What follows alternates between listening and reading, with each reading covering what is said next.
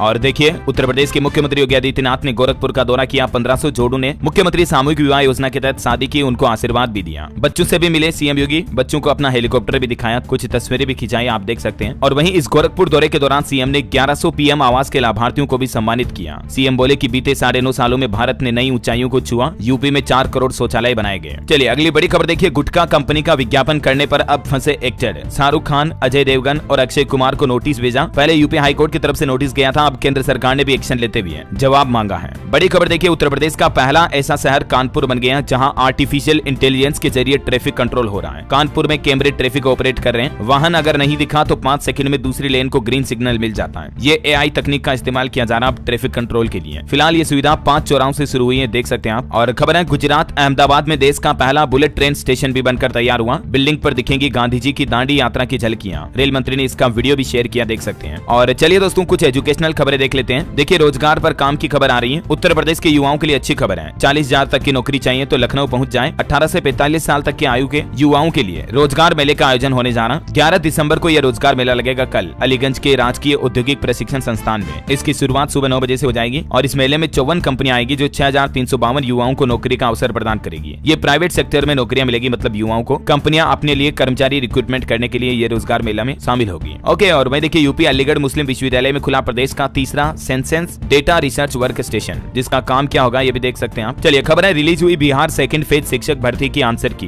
और इस आंसर की में अगर आपको कोई दिक्कत है, ऑब्जेक्शन है तो 12 दिसंबर तक दर्ज करा सकते हैं आप। वही देखिए यूपी स्टेनो भर्ती मुख्य परीक्षा का पैटर्न बदला गया। एग्जाम में अब 100 प्रश्न पूछे जाएंगे। इसका नया सिलेबस भी जारी हो चुका है, तो आप ऑफिशियल पोर्टल पर चेक कर लें। और राजस्थान में अग्निवीर भर्ती के लिए एनसीसी कैडेट से भी अपील की गई कि 17 से 21 साल के युवक युवती वायुसेना में अग्निवीर बन सकते हैं। भर्ती के लिए इच्छुक अभ्यर्थी इस पोर्टल पर आवेदन कर सकते हैं। और वैसे अग्निवीरों के लिए एक और नई सुविधा देखिए, सैनिक अब नौकरी के साथ साथ पढ़ाई भी कर सकेंगे। 45 तरह की डिग्री डिप्लोमा देगी ये यूनिवर्सिटी। डॉक्टर हरि सिंह गौर विश्वविद्यालय और मध्य प्रदेश के सागर में स्थित भारतीय सेना इकाई के महार रेजिमेंट के बीच देश में पहला ऐसा समझौता हुआ है, जहां अग्निवीर सैनिकों को पढ़ाई करने के बाद विश्वविद्यालय के द्वारा डिग्री प्रदान की जाएगी। ओके, हरियाणा में देखिए आप 9 जिलों के 23 टीचर्स पर चार्जशीट पेश की गई। बोर्ड एग्जाम में छुट्टी ली थी इन्होंने, ड्यूटी से गैर हाजिर रहे थे। शिक्षकों पर 5-5 हजार रुपए का जुर्माना भी लगेगा। और खबर है यूपी के 5 राजकीय संस्कृत स्कूलों में मिलेगी आवासीय सुविधाएं। इन विद्यालयों में बनाए जाएंगे 100 बेड के हॉस्टल भी। किन किन जिलों में ये सुविधा मिलेगी डिटेल देख सकते हैं, अयोध्या, सीतापुर, चित्रकूट, प्रयागराज और मथुरा। चलिए एजुकेशन के बाद कुछ और अपडेट्स देख लेते हैं फटाफट से। देखिए पंजाब लुधियाना में कर्मचारियों ने प्रदर्शन किया। दिल्ली अमृतसर हाईवे पर 5 किलोमीटर लंबा जाम भी लगाया। इनकी कुछ मांगे हैं जिनके लिए ये प्रदर्शन किया गया। और एक अनोखी खबर देखिए, स्पेस स्टेशन में खो गया था टमाटर, वो 8 महीने बाद वापस मिला। एस्ट्रोनॉट पर इस टमाटर को खाने के आरोप लगे थे, क्योंकि ये टमाटर बहुत ही स्पेशल था, इसे स्पेस में ही उगाया गया था। तो राहत की बात है, 8 महीने बाद टमाटर वापस मिल गया। और बॉलीवुड से खबर है दोस्तों, फिल्म एनिमल सेकंड फ्राइडे में सबसे ज्यादा कमाने वाली हिंदी फिल्म बन चुकी है। अब तक ग्लोबल कलेक्शन 600 करोड़ के पार पहुंचा। और एनिमल फिल्म में कम स्क्रीन स्पेस मिलने पर बॉबी देओल ने भी बयान दिया, कहा कि मुझे पता था मेरा रोल छोटा है तो मैंने इसमें जी जान लगाकर काम किया। वैसे आपने ये फिल्म देखी या नहीं, कमेंट करके बताइए मुझे। और एक श्रद्धांजलि, मलयालम की एक एक्ट्रेस लक्ष्मिका सजीवन का निधन हो गया। मात्र 24 साल की उम्र में इन्हें हार्ट अटैक आया। फिल्म कक्का से इन्हें पॉपुलैरिटी मिली थी। इन्होंने किन किन फिल्मों में काम किया देख सकते हैं आप। फिल्म कक्का के लिए तो इन्हें बेस्ट एक्ट्रेस का अवार्ड भी मिला था, लेकिन दुर्भाग्य है कि मात्र 24 साल की उम्र में ये इस दुनिया को अलविदा कह चुकी है। इतनी सफलता मिलने के बाद भी जिंदगी को जी नहीं पाई है। तभी तो कहते हैं दोस्तों, लाइफ के हर दिन को जीना चाहिए। पता नहीं कब क्या हो जाए, कोई भरोसा नहीं। हर दिन खुशियों से बिताओ, किसी से क्या नाराजगी रखना, बहुत छोटी है जिंदगी यार। चलिए अगली खबर देखिए, जूट कंपनियों के लिए अच्छी खबर है। खाद्यान्न और चीनी की पैकेजिंग में जूट के थैलों का इस्तेमाल होगा। ओके, और वहीं आपको बता दूं दोस्तों, अगहन मास 26 दिसंबर तक रहेगा। 15 दिसंबर को साल का आखिरी विवाह का मुहूर्त रहेगा इस महीने, क्योंकि 16 दिसंबर से ही खरमास लग जाएगा। और खरमास लगते ही शादियों पर भी रोक लग जाएगी। उसके बाद फिर अगले महीने जनवरी 2024 में मकर संक्रांति के बाद मांगलिक कार्य शुरू होंगे। ठीक है, और चलिए आज के राशिफल पर भी नजर डाल लेते हैं। देखिए मिथुन राशि के लोगों का रुका हुआ काम पूरा हो सकता है। मीन राशि वालों की एक्स्ट्रा इनकम के योग हैं। मिथुन राशि के लोगों को नए अवसर भी मिलेंगे। कुंभ राशि के लोग रिश्तेदारी में धैर्य से काम लें। और दोस्तों आप मुझे कमेंट करके बताइए कि आप कौन से राज्य से इस वीडियो को देख रहे हैं। आज डीएलएस माइंड क्विज में कोई सवाल नहीं है, एक सर्वे करना है हमें। किस राज्य में आप रहते हैं या कौन से राज्य से ये वीडियो देख रहे हैं, कमेंट करके बताइए फटाफट से आपके राज्य और जिले का नाम। साथ ही इस वीडियो को लाइक और शेयर करना। डीएलएस न्यूज चैनल को सब्सक्राइब करके बेल आइकन जरूर दबा देना, रोजाना ऐसे इन्फॉर्मेटिव काम की खबरें देखते रहने के लिए। जय हिंद, जय भारत, वंदे मातरम।